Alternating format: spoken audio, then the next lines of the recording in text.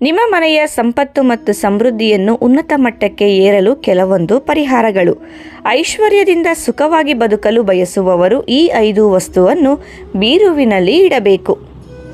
ಬೀರುವಿನಲ್ಲಿ ಸಾಕಷ್ಟು ಹಣ, ಒಡವೆ, ಆಸ್ತಿಪತ್ರಗಳನ್ನು ಸೇರಿಸಿಡುವ ಆಸೆ ಎಲ್ಲರಿಗೂ ಇರುತ್ತದೆ. ಆದರೆ ಎಲ್ಲರೂ ಇದನ್ನು ಮಾಡಬಹುದೇ? ಖಂಡಿತವಾಗಿಯೂ ಇಲ್ಲ. ಯಾರಿಗೆ ಎಷ್ಟು ಸಂಪತ್ತು ಇದೆಯೋ ಅವರಿಗೆ ಭಗವಂತ ಆದಾಯ ಮತ್ತು ಸಂಪತ್ತನ್ನು ಅಷ್ಟೇ ನೀಡುತ್ತಿದ್ದಾನೆ.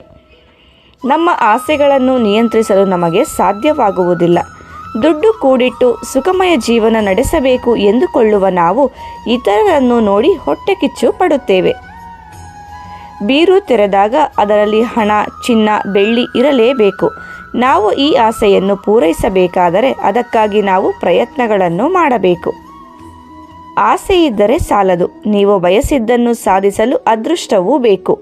ಈ ಅದೃಷ್ಟವನ್ನು ಆಕರ್ಷಿಸಲು, ಧನಾತ್ಮಕ ಶಕ್ತಿಯನ್ನು ಆಕರ್ಷಿಸಲು ಆಧ್ಯಾತ್ಮಿಕತೆಯಲ್ಲಿ ಕೆಲವು ಅಂಶಗಳನ್ನು ಹೇಳಲಾಗುತ್ತದೆ.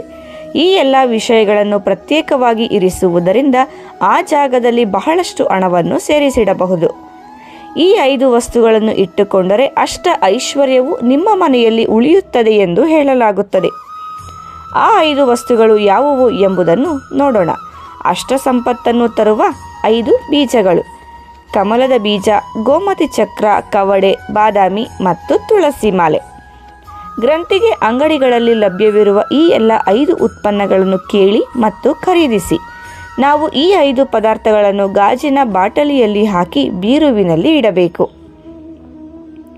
ನಿಮ್ಮ ಮನೆಯಲ್ಲಿ ಒಂದಿಷ್ಟು ಚಿನ್ನಾಭರಣ, ಹಣವಿದ್ದರೂ ಅದನ್ನು ಆ ಜಾಗಕ್ಕೆ ತೆಗೆದುಕೊಂಡು ಹೋಗಿ ಆ ಬಾಟಲಿಯನ್ನು ಬಚ್ಚಿಡಿ. ಆ ಅಲ್ಪ ಸ್ವಲ್ಪ ಹಣ ಮತ್ತು ಅಲ್ಪ ಸ್ವಲ್ಪ ಚಿನ್ನಾಭರಣಗಳನ್ನು ಕೆಲವೇ ದಿನಗಳಲ್ಲಿ ನಿಮಗೆ ಹೆಚ್ಚಿಸುವ ಕೆಲಸವನ್ನು ಅದು ಮಾಡುತ್ತದೆ. ಒಳ್ಳೆಯದು ಒಳ್ಳೆಯದನ್ನೇ ಆಕರ್ಷಿಸುತ್ತದೆ. ಈ ಬಾಟಲಿಯನ್ನು ಎಲ್ಲಿ ಇಡುತ್ತೀರೋ ಅಲ್ಲಿ 10 ರೂಪಾಯಿ ನೋಟು, ಚಿನ್ನ, ಬೆಳ್ಳಿ ಇರುವಂತೆ ನೋಡಿಕೊಳ್ಳಿ. ಆಸ್ತಿ ಬಾಂಡ್ಗಳು ಇರುವಲ್ಲಿ ನೀವು ಅದನ್ನು ಇರಿಸಿದರೆ ನಿಮ್ಮ ಆಸ್ತಿ ಪತ್ರಗಳನ್ನು ಇಡುವ ಜಾಗದಲ್ಲಿಯೂ ಇಡಬಹುದು. ನೀವು ನೇರವಾಗಿ ಸ್ಥಳೀಯ ಗ್ರಂಥಿಗೆ ಅಂಗಡಿಗೆ ಹೋಗಿ 5 ಬೀಜಗಳನ್ನು ಖರೀದಿಸಿ ಮತ್ತು ಕುಲದೈವವನ್ನು ಪ್ರಾರ್ಥಿಸಿ ಬಾಟಲಿಯಲ್ಲಿ ಹಾಕಬಹುದು. ಎಷ್ಟು ಬೀಜಗಳನ್ನು ಹಾಕಬೇಕು ಎಂಬುದಕ್ಕೆ ಯಾವುದೇ ಮಿತಿಯಿಲ್ಲ. ನಿಮ್ಮಲ್ಲಿರುವ ಬಾಟಲಿಯನ್ನು ಅವಲಂಬಿಸಿ ಈ 5 ಪದಾರ್ಥಗಳನ್ನು ಅದರಲ್ಲಿ ಹಾಕಿ.